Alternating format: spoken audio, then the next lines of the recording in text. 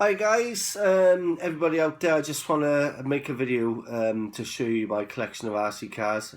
I say collection, I got 3 of them. I started out with RC cars when I was about 20, many years ago. Tamiya cars, they haven't really changed all that much and I love them so much, they're absolutely brilliant. So I'm just going to give you a short video about the cars that I've got and give you a little detail about them. Please subscribe, and any comments or feedback, I would appreciate that. So I'm going to start off with what I bought for my daughter.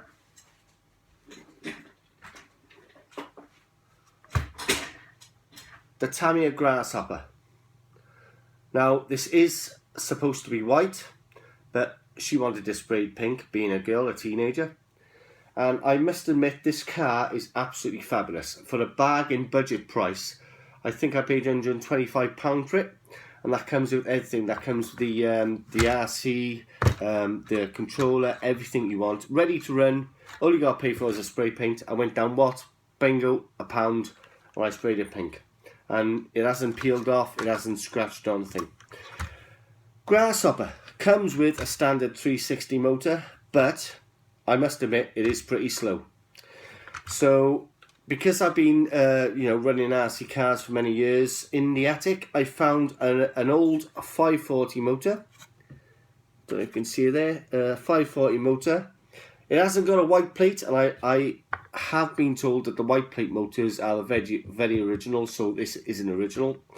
It's the upgraded 540 with a black top, but it does the same job.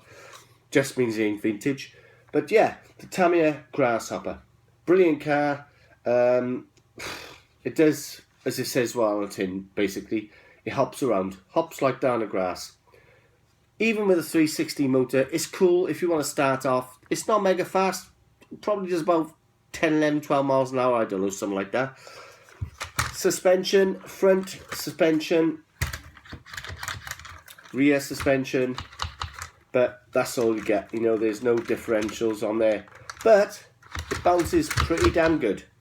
And it is a pretty neat looking car. I mean, look at that. It looks really good.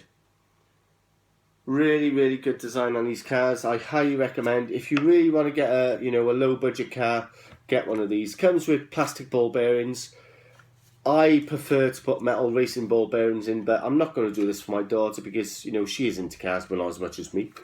But yeah, it does the job. It's really cool. She doesn't use it much. It comes with a standard electronic speed controller, and yeah, it does the job. I mean, even with a 540 motor in there, it can compete with a Hornet, but not as good because, like I said, going back to the suspension, it does bounce around a lot, and I found, when you're coming up and down like grass or curbs, it can tip over a little bit. It can sort of deal with that differential on there. So yeah, there we are, the Tamiya Grasshopper. Does come with a nice plastic shell, which is good because when it topples over, and it's all screwed in, by the way, so that is a great design for beginners. It doesn't break, it's absolutely solid. I've just sprayed this pink for my daughter, but yeah, so that is the Tamiya Grasshopper.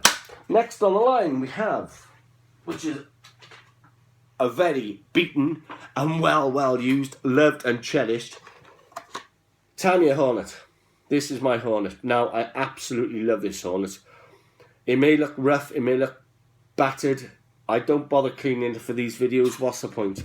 If you're going to have an RC car, don't go out there and run it through dirt and mud and come back and clean it every day. What's the point? It's going to get the same every day, especially living in Britain.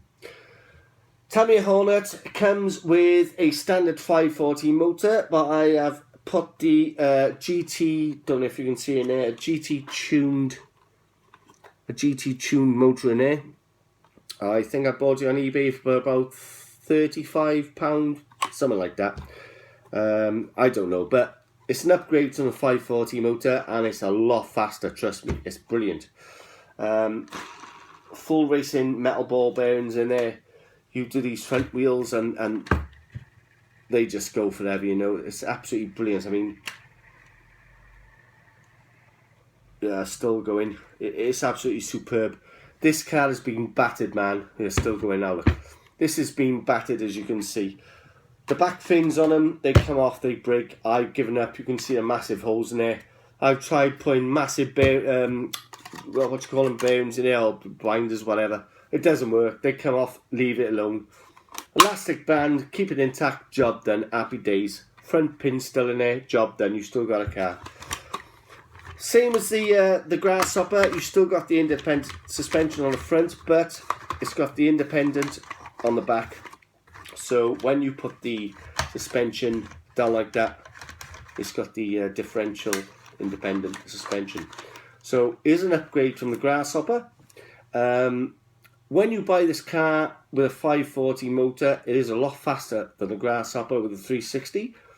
Putting the 540 motor in the car I just showed you, they are the same speeds, but there is a lot of difference when you take them off the road.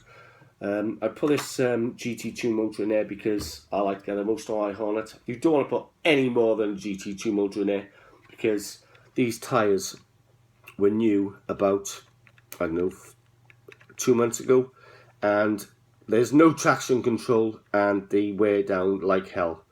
I'm not saying they're expensive to buy, but you know, I'd rather pay for tyres on my proper driving car rather than these things. So there we are. So that is the Tamiya Hornet. Brilliant car. I picked this up for about what was it, about 145 pounds, something like that. Can't remember that. Yeah, brilliant car. So if you're thinking about, oh, I don't want to get a Grasshopper because it's too slow, too crap, get one of these, job done. Now, the bad boy. The bad boy. I used to own a bigwig when I was younger. A four-wheel drive bigwig. You can't get them anymore. I've looked on eBay. People want about 500, 600, 700 quid for them, and they're not even in good condition. I'm not willing to pay that. So I've got the re-released Super Hotshot. This is a beast to me. People may have different views. If you got a nitro car, happy days, fine. I'd love a nitro car. I just want a battery car. This is an absolute brilliant car. It's still wet because I've taken it out about an hour before filming this. Four-wheel drive is absolutely amazing. It doesn't take the 8.4 volt battery like the bigwig did. Comes with a GT2 motor as standard. Surprisingly enough, it is fast. I thought, being a four-wheel drive car, very, very heavy by the way, it would be a lot slower, but it does compromise with a four-wheel drive of being very fast. It can tackle any sort of dirt, any long grass you give it. It will handle that really well. It's absolutely brilliant. I think the decor and the detail on this car is absolutely superb.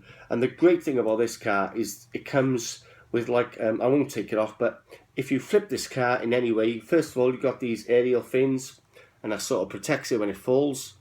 But you've got like a quick release clip on there, so that'll fall off, so it saves you all the hassle, like I just explained with the Hornet.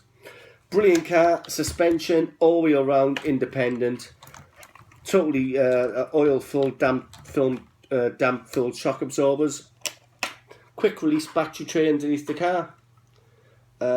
It's just an absolute dream. It's fully, well, when I say fully waterproof, I wouldn't say go and drive in your local fish pond, but it can handle the rain. Whereas those two cars, I wouldn't really like to advise it. But you know, yeah, it's a really good car. This cost me about £275, but you do pay for what you get for. Absolute great runner. It's got spiked tyres on it, and you can see the gold edition wheels on there as well, which I think are a brilliant touch actually. But yeah, this is a real stunning car, and it really does perform. And honestly, the weight on this car compared to the other two, you know, it's just brilliant, because when you drop it, you can feel and you can see the shock absorbers actually taking the weight of the car, you know. Absolutely brilliant. So there we are, guys, boys and girls. My advice to you, if you're starting out in the trade, go for the Grasshopper.